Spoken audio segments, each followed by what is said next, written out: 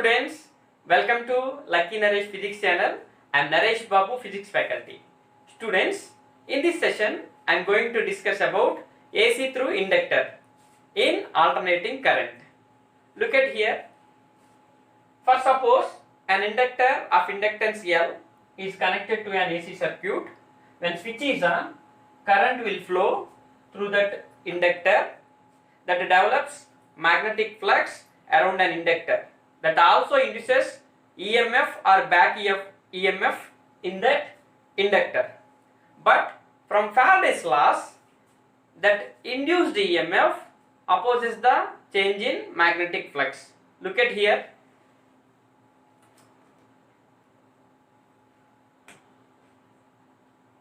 From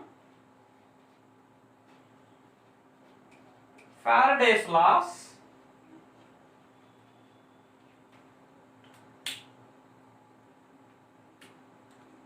induced EMF opposes the change in magnetic flux, that is E equal to minus d phi by dt. It is for 1 turn. For n turns, I need to write minus d n into phi by dt. Okay, that is equal to minus d by dt. N phi means L into I. That is, I wrote in terms of self-inductance and current in the place of N phi. So I got E equal to minus L into di by dt. It is equation 2.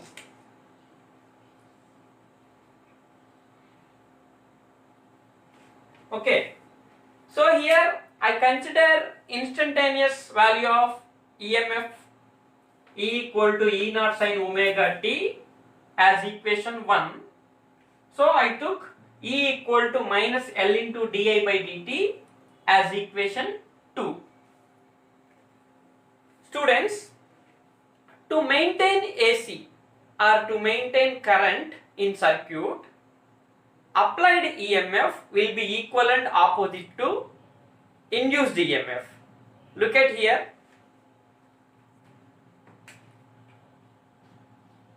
To maintain current, applied EMF, that is E equal to, applied EMF will be equivalent opposite to induced EMF, that is E equal to minus small e, that is capital E equal to minus small e, that is equal to minus, in the place of E what can I write? I can write from equation 2 minus L into di by dt. Okay, so minus into minus plus, so what I will get? I will get L into di by dt. So from this I will write di equal to E by L into dt. Now I will take integrations to calculate current. So take integrations on both sides. So I will get integral di equal to integral E means what can I write from equation 1? I can write E naught sin omega t. E naught sin omega t by L into dt. Okay, then integral di means I. Look at here, I am writing here I is equal to, I will write E naught by L outside the integral part. So E naught by L integral sin omega t dt. Here integral sin omega t minus cos omega t. Look at here, E naught by L bracket of minus cos omega t. So here in the place of theta, omega t is there. So for that I need to do differentiation. That differentiation with respect to t I need to do. That I need to write in the denominator. Okay, look at here, by, so differentiation of omega t with respect to time, that is omega, close the bracket. Now I will write minus and this omega outside the bracket. So what I will get, minus E naught by L omega bracket cos omega t. So I will write here minus E naught by L omega bracket of, I will write this one in terms of sine, that is sine pi by 2 minus omega t. See, sine 90 minus theta, cos theta. Okay, so I will write this minus inside the bracket. That means I will move this minus into the bracket. Then what I will get? I will get E naught by L omega bracket of sine omega t minus pi by 2. Okay. Here, for suppose if sine omega t minus pi by 2 value 1, this I will become maximum. Maximum means that is peak value of current. Look at here. If sine omega t minus pi by 2 equal to 1, then I equal to I naught. That means I will be equal to maximum value of current or peak value of current. That equal to what I will get here, this term 1 means E naught by L omega. Okay, so I got I equal to I naught, that is E naught by L omega, that is maximum value of current. Now in the above equation, in the place of E naught by L omega, I can write I naught. Look at here.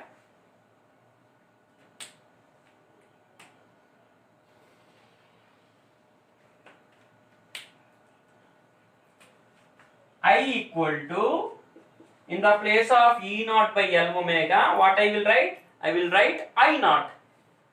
I naught sine omega t minus pi by 2. It is equation 3. Students, if you observe here from equation 1 and 3, current lags behind EMF by a phase angle of pi by 2. That I will show you in graph. That is graph between EMF and current versus angular displacement omega t, and also I will show you phasor diagram. Now we will discuss about graph between EMF and current versus omega t, and also phasor diagram. Look at here. From equations E equal to E naught sin omega t, I equal to I naught sin omega t minus pi by 2, we can say that current lags behind EMF by a phase angle of pi by 2 radian in AC through inductor.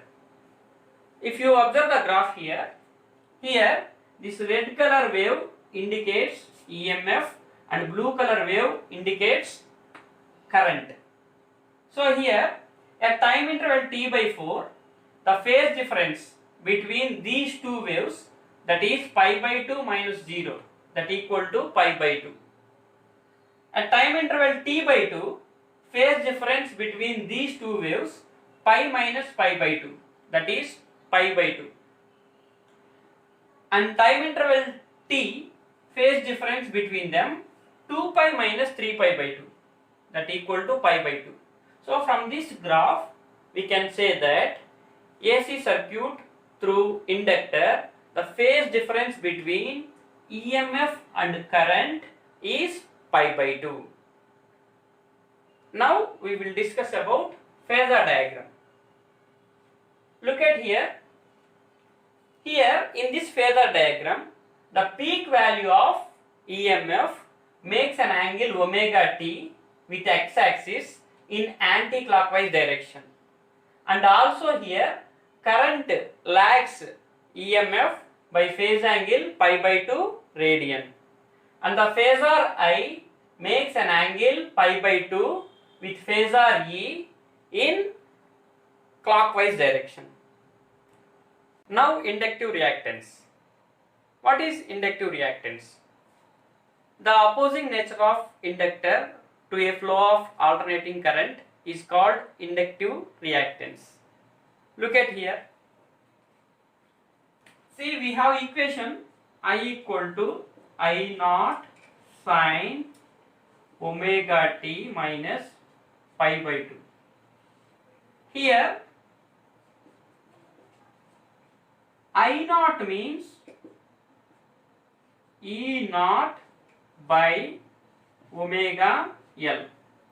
Compare this I naught equal to E naught by omega L with I naught equal to E naught by R. See here, omega L is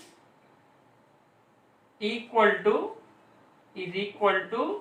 resistance R.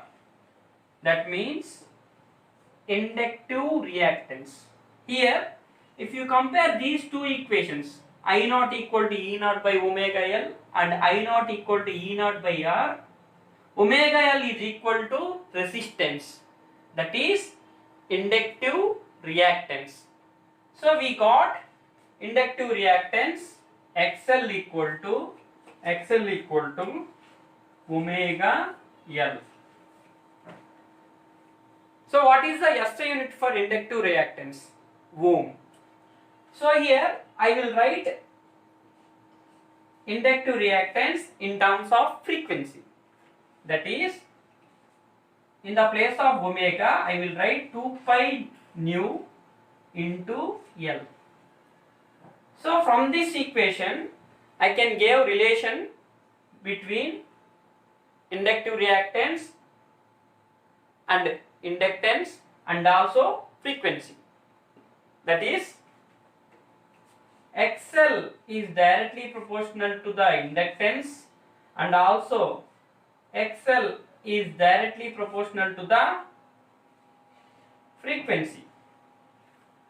So here if I draw graph between inductive reactance and frequency,